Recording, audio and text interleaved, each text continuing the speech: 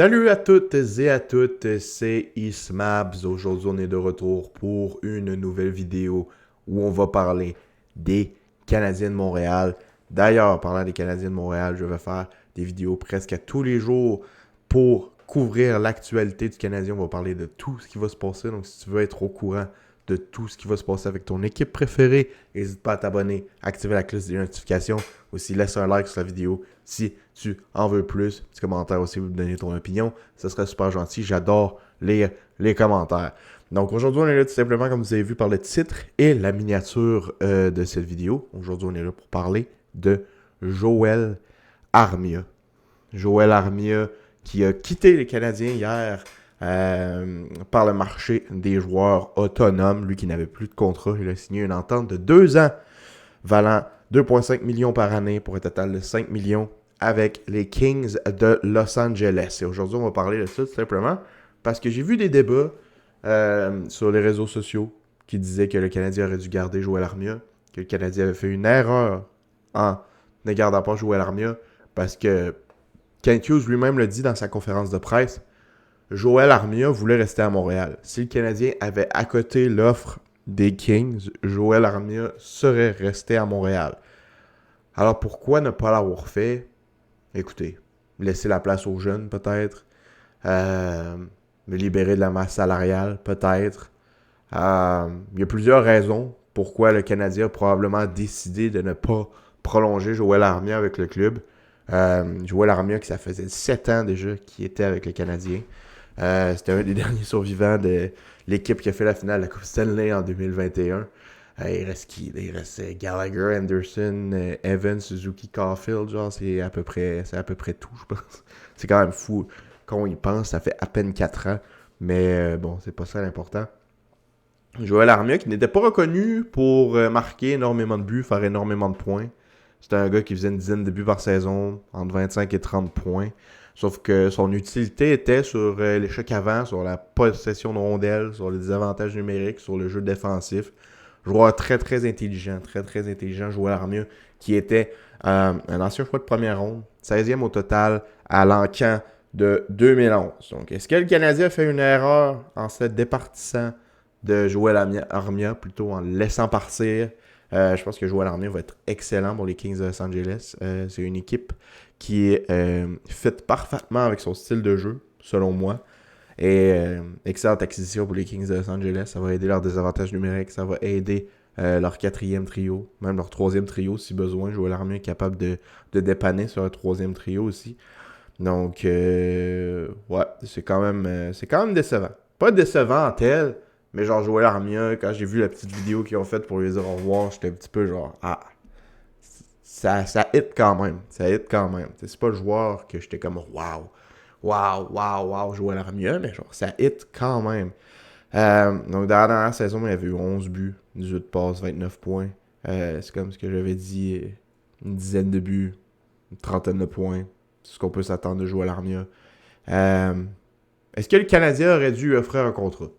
Ça dépend de la perspective où on voit les choses. C'est qu'en ce moment, le Canadien n'a pas de remplaçant pour Joël Armia dans leur bac de prospects. Qui va jouer sur le désavantage numérique? T'sais? On avait un duo qui était formé de Evans et Armia, et un autre duo qui était formé de Dvorak et Anderson, et Suzuki aussi en alternance avec Dvorak. Donc ça va être intéressant de voir ce que le Canadien va faire avec son désavantage numérique, parce qu'il vient de perdre un très très gros morceau. Zachary Bolduc est un gars avec à peu près le même size, un petit peu plus petit, mais il joue un peu une excellente game défensive aussi pour un ailier. Donc, est-ce qu'il pourrait être le remplaçant d'Armia à court terme sur les désavantages numériques? Peut-être. Puis si on voit qu'il est capable, puis qu'il est bon, puis qu'il fait bien ça, ça pourrait être la solution à long terme aussi. Qui sait? Mais est-ce que le Canadien a fait une erreur avec Joël Armia en le laissant partir? Je sais pas. Je serais pas prêt à dire que oui, mais ça m'aurait pas dérangé non plus s'il avait prolongé. 2 ans, 5 millions au total, pour un gars comme Joël Armia, c'est parfait. C'est un vétéran qui ramène des garanties, parce que tu sais ce qu'il va t'apporter, tu sais ce qu'il va faire. C'est un joueur établi dans la Ligue nationale. Tandis qu'en ce moment, on a comme des trous encore, je trouve. On a comme des trous. Tu sais, oui, on a fait l'acquisition de Samuel Blais, mais Samuel Blais, Pour moi, c'est un remplaçant à Michael Pezzetta. Je veux dire, c'est un 13e attaquant, Samuel Blais. C'est pas un gars qu'il faut que tu ailles sur ton 4e trio à longueur d'année parce que ça ira pas. Là. Il joue dur, il va pogner des mauvaises punitions, il va te ramener du momentum quand tu as besoin. Un peu comme Pezzetta. Mais capable de faire un petit peu plus de points. Mais pour moi, Samuel Blais, c'est pas. C'est une bonne option comme 13e attaquant, mais c'est tout. Là. Fait que d'avoir gardé un gars comme Armia, ça aurait pu aider pour la 4e ligne, pour le désavantage numérique et pour ramener une présence d'un vétéran. Parce qu'en ce moment, on n'a plus beaucoup de vétérans là, à l'attaque. Dvorak est parti, Armia est parti. Il reste seulement Gallagher, Anderson, Jake Evans maintenant rendu un vétéran. Je veux dire, c'est fou, là. C'est fou. On n'a plus tant de gars dans la trentaine avancée, dans le début de la trentaine. C'est crazy. Donc, moi, je pense pas que le Canadien a fait une erreur. Je pense qu'ils vont s'ennuyer de Joël Armia à court terme. On va être genre, ouf, ok, ça paraît quand même qu'il est plus là. On a des avantages numériques sur 4e trio, possession de rondelle, jeu qu'avant. Mais sur le long terme, c'est vraiment pas dramatique. Là. Fait que je serais pas prêt à dire, comme certaines personnes disent, que le Canadien a fait une erreur. Oui, je pense qu'ils vont s'en mordre les doigts cette saison. Définitivement. À court terme, ils vont peut-être regretter de ne pas l'avoir signé pour ce 2 ans. Mais pour le long terme, ça ne change absolument rien parce que le Canadien va pouvoir se retrouver des joueurs comme ça. Peut-être que c'est déjà des joueurs qui sont dans l'alignement. On a des Jared Davidson qui peuvent surprendre. On a des Owen Beck qui peut peut-être occuper un rôle temporairement similaire sur le désavantage numérique. Donc non, je pense pas que c'est une erreur du Canadien d'avoir laissé partir Joël Armia. Malgré que s'ils avaient décidé de le garder, je crois que ça aurait été une bonne décision aussi. Donc, reste à voir qui jouera sur le 4e trio. On va avoir un 3-4e trio très très différent. Ça va être intéressant de voir les combinaisons de trio que Martin Saint-Louis va essayer d'effectuer. Puis tu sais, on dit ça, mais l'été n'est pas fini. Kent Hughes a encore le temps de faire de la magie. Comme il a dit, ils sont confortables de commencer la saison avec cet alignement-là, mais ils vont continuer de parler au téléphone. Donc, on va voir ce qui va arriver. Je crois qu'il y a plus de chances que si transaction il y a, ce soit pour un gars qui peut jouer sur le top 6 qu'un gars de 4e trio.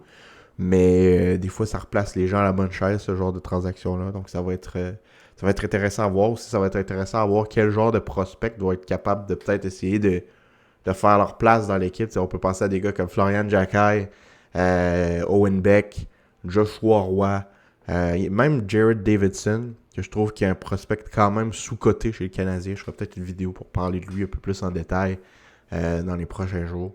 Mais ouais, c'est ça. Pour revenir à ce que les gens disaient, non, ce n'est pas une erreur que le Canadien ait laissé partir Joël Armia. Ils vont peut-être le regretter au cours de la prochaine saison. Mais sur le long terme, ça ne changera pas grand-chose, même si c'est très très dommage de le voir partir.